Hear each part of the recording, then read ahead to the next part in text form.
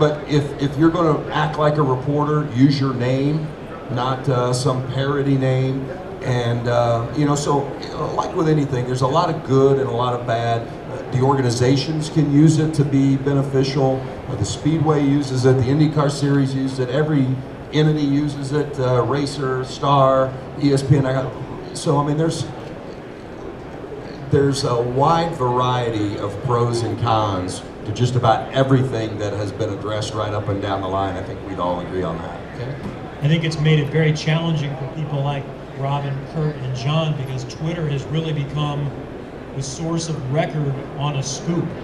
That's really how we tell who got it first. And I know Robin doesn't tweet, but if he has a report, Marshall Pruitt will tweet it or put it on the racer site. And that's how, for bragging rights with our bosses, someone can say we had it first, because you can look at your timeline, because generally we all follow the same people.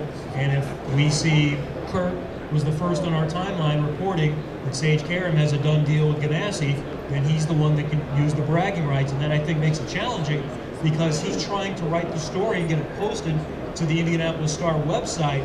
But really, I think you better put it on Twitter first, because while you're writing that story, someone else is going to tweet it and they're going to get credit for it, even if they didn't learn it first. A scoop lasts about 10 seconds in this day and age. Yeah. And about as long for somebody else to tweet out, sources say, and which I think is in a lot of ways unfair to the person that has done the work. And these guys have broken enough stories in their time to know how much work it takes to break a story sometime in this, you know, in their past or even today. But the fact remains, it's like a 10-second scoop. And then there's debate on who's scoop. You know, I don't know that the scoop is as valuable anymore, and maybe these guys would disagree, but I don't know if the scoop is as valuable anymore as it used to be, because, you know, it used to be if Robin wrote something in the paper, nobody else would be able to get it till the next day, because that's the way it was. Well, now with the internet and Twitter, 10 seconds later, somebody else has got it on Robin or Curt or John's strength. Been an interesting 2014 for the Verizon IndyCar Series. If you had to pick a moment out as the highlight of the 2014 campaign, what would it be?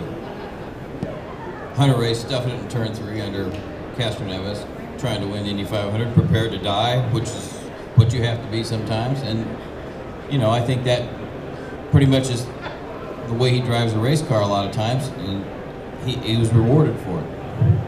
Yeah, I don't think any season starts or ends without what happened at the end of the Indy 500. Unfortunately, it's so much bigger than the rest of the races that there are other good moments during the season, but him going down nearly into the grass and in the backstretch approaching turn 3, that's as brave as it gets. Yeah, I think there's no question that of the 2014 season, certainly the Indy 500 was the highlight. It's the marquee race, it's the showcase race, and once, I don't know, you can't put a number on it, but certainly once every 10 or 15 years you get an instant classic, and that's what this year's was. I'm trying to come up with something different, but I can't. Like Curt said, the Indy 500 is always the biggest event, but when it actually also happens to be the best race, for a while, the 500 was big because of what it was, because of the history, the mystique. Well, now in the last several years, it's also been one of, if not the best race of the year. This was the best race of the year. You had the storylines at the end. You had the fantastic finish. You can't ask for anything else. Certainly would not argue that. One of the things that I remember about this year's Indy 500, something that happened the day before, we were out rehearsing for the ABC telecast prior. We always do our full rehearsal on the day before the 500. And Ryan and Becky and their son were out there for a little photo shoot. They had their photographer that was there, and their son was in a little fire suit, and he was on the yard of bricks. And we were just kind of laughing about, you know, hey, well, you know, you're on the bricks, maybe tomorrow it's Dad, you know, and then for it to have come out that way, and what that meant to Ryan for a number of reasons, I think those are the things that I remember. And obviously the move to win the race is something that'll go down, and, you know, we'll be looking at that highlight for years and years to come. But you know, I tend to remember some of the other things besides the move, you know, and one of the things that I'll always remember is the day before, seeing the three of them out there on the yard of bricks, and that's part of the story of the great move that won the race, and it's the Indianapolis 500, man. You gotta go for it, and I loved it. I loved when Sato went for it. You know, it's the Indianapolis 500. If you don't go for it, you don't deserve it. Motorsports has changed. Open wheel racing has changed so much over the years. Back when we were all growing up, we would buy a car, we would fix that car. That was the escape from our small town, wherever we were. Cars were part of our existence. For kids nowadays, some of them don't even get licenses anymore. Cars are not a part of everyday life. The toughest job I think that IndyCar, any racing sport has, is making themselves relevant again. Not because of the simple fact of what happens, but the new generation aren't as passionate about cars. Now, clearly we're in a place where people are passionate about racing. What do you think could help change that, if anything? The mentality for future generations to help get a great sport, a fantastic, just an attractive, exciting sport back to where it was. I say all the time, all the letters I get every week from people for the mailbag we do, a lot of people are in their 50s and 60s and 70s. We want it to go back the way it was. Why can't we have more technology? I want to see the twin-engine Porsche. I want to see the Novi. I want to see the turbine car. That would help. How much would it help? I don't know. How do you get a bunch of kids that they've got shopping malls, they got movies, they're chasing girls, they've all got cars, they got iPads. How do you get them? You know, when we grew up, it was a much calmer time. You know, you went to Terre Haute to the action track to watch a sprint car race. That was a big deal. I mean, I don't know how you do it. Kurt's gone to some sprint races in his life, and Johnny, you know, you go to Kokomo during sprint week or something like that, and you see a lot of young people, and they've all got a Dave Darland shirt on, or a Brian Clausen, or you know, Chris Bell, or Kyle Larson, whoever it happens to be.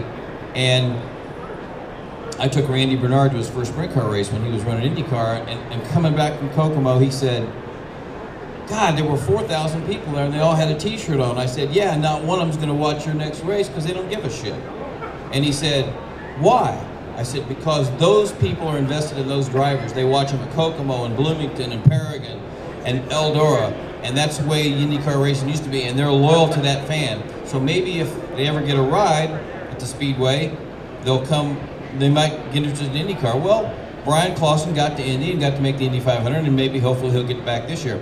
But as far as getting young people to do what we used to do and cut school and go watch practice at Indy and live and die for sprint car races and midget races, I mean, there are a few out there, but it's just not, I don't know what the answer is. I don't know how you do it. I mean, do you go to people that I've sent CJ and Jay Fry and Mark Miles letters from fans saying, you know, take drivers and cars to schools and stuff like that. And I think they've done some of that, but I don't know how you get a big group of people interested again, because when the split happened, so many people got pissed off and never came back. So were they kids? Not necessarily, those were mostly adults, but the kids, there has to be some kind of a culture that gets them involved, whether it's slot cars or just going to a state fair race or whatever it was.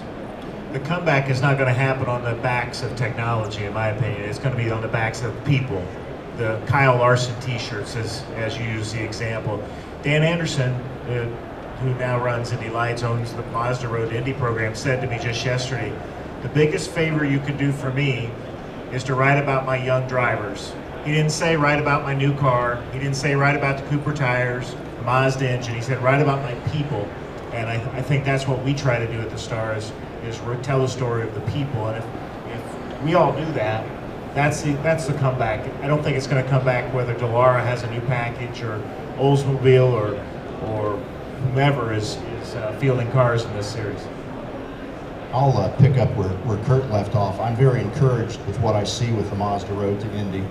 And I'm a bit of a contrarian because I'm of the belief that IndyCar racing has been a road racing based sport for the last 30 years. Really since the early to mid 80s, it's been a road racing sport.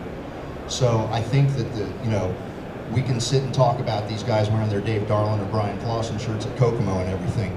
But as to Curt's point, if we can somehow get potential race fans aware of, dare I say, the Zach Veaches and Shelby Blackstocks of the world, I think that's going to help IndyCar racing in the long run, because the USAC system, let's face it, it's been a feeder for NASCAR since the 70s, since they didn't go to rear-engine cars in the 70s. It's become a feeder system for NASCAR. IndyCar, aside from having to rewrite its business model for attracting racetracks to hold its races, it has to maybe accept that it's a road racing sport and put some effort into strengthening, getting to know the up-and-coming road racing drivers, whether it's in karts, Formula 2000, Formula Star Mazda, all the way up through Indy Lights.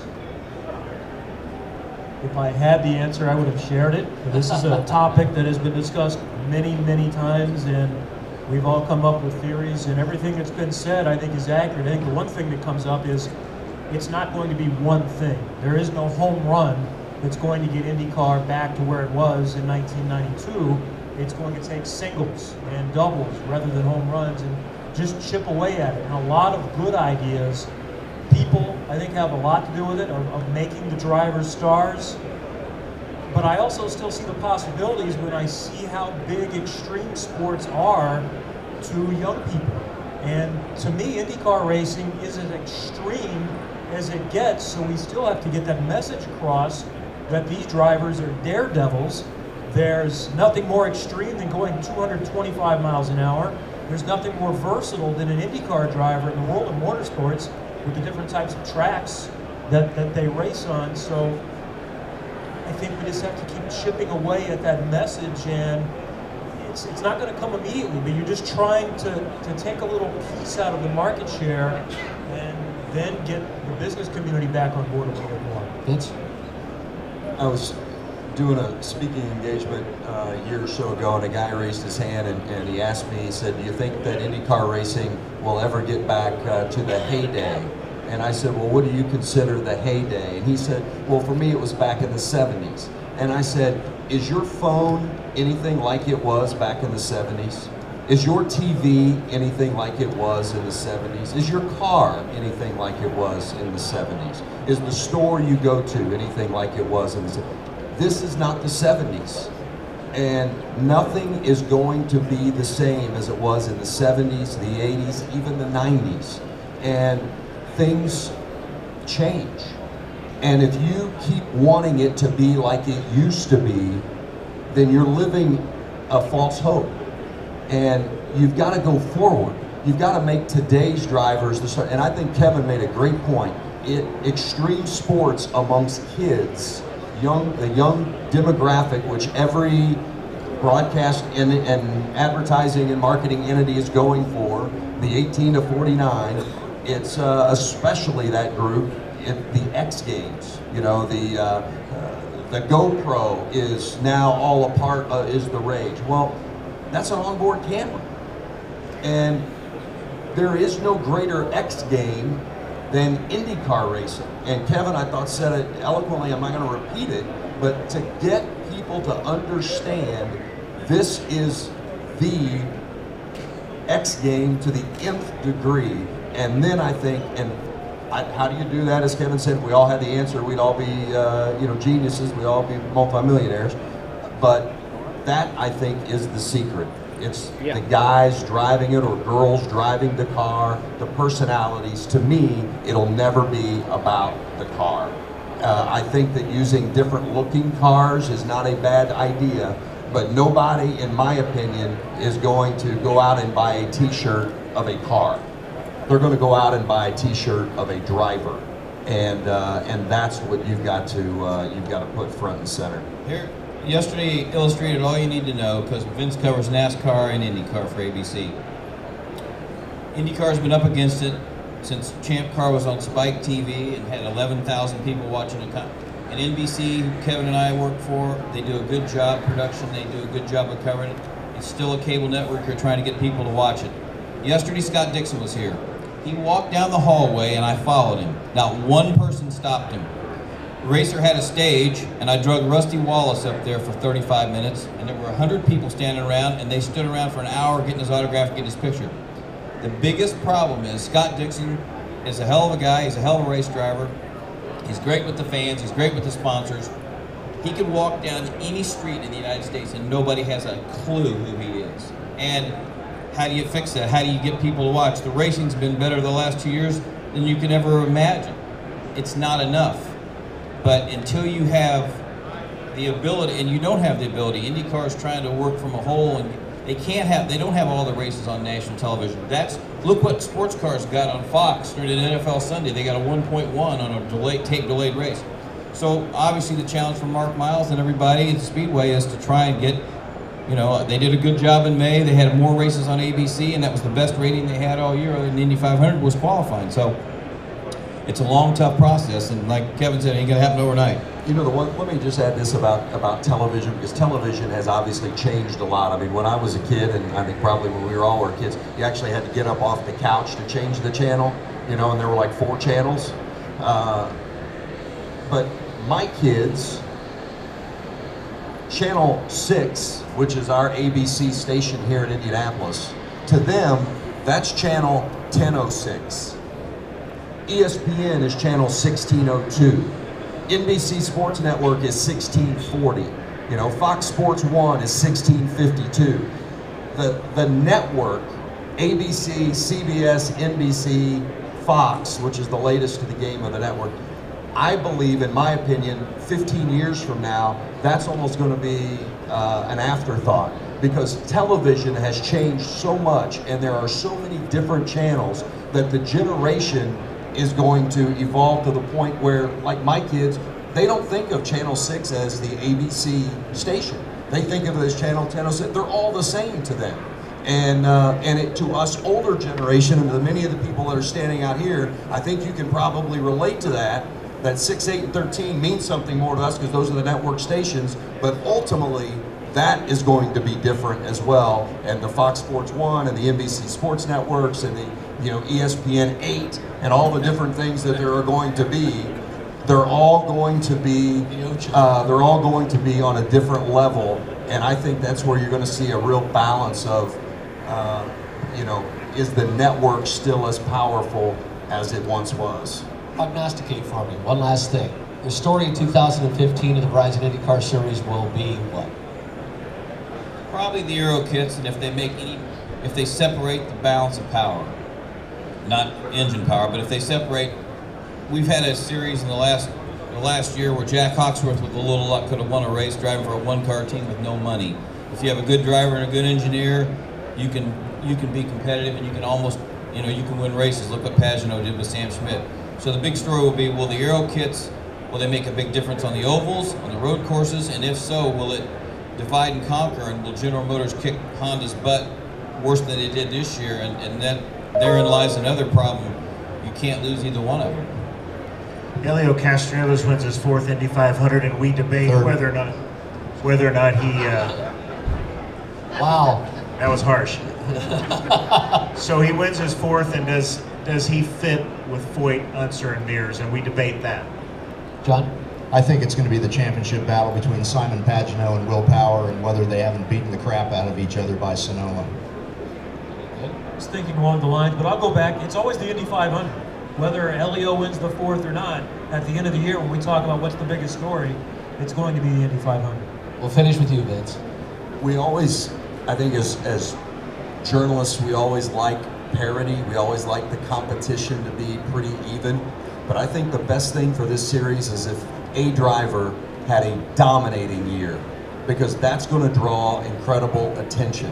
When a driver goes out and dominates a season, whether it's the New England Patriots dominating the NFL, or LeBron dominating the NBA, or the San Francisco Baumgartner dominating Major League Baseball, that gets attention. Madison Baumgartner is the Sports Illustrated Sportsman of the Year because he dominated the postseason in baseball. You've got to have somebody dominate to draw major attention to a sport that's not getting major attention. So whomever that driver is, in my opinion, the best thing for this sport would be if somebody just went out and had a lights out year, won the Indianapolis 500, won a lot of races, won the championship, because I think mainstream media would be impossible to ignore that dominance. Thank you, gentlemen. It has been a pleasure. Thank you for everything you do. We look forward to seeing future stories. This was a lot of fun. Have a great 2015.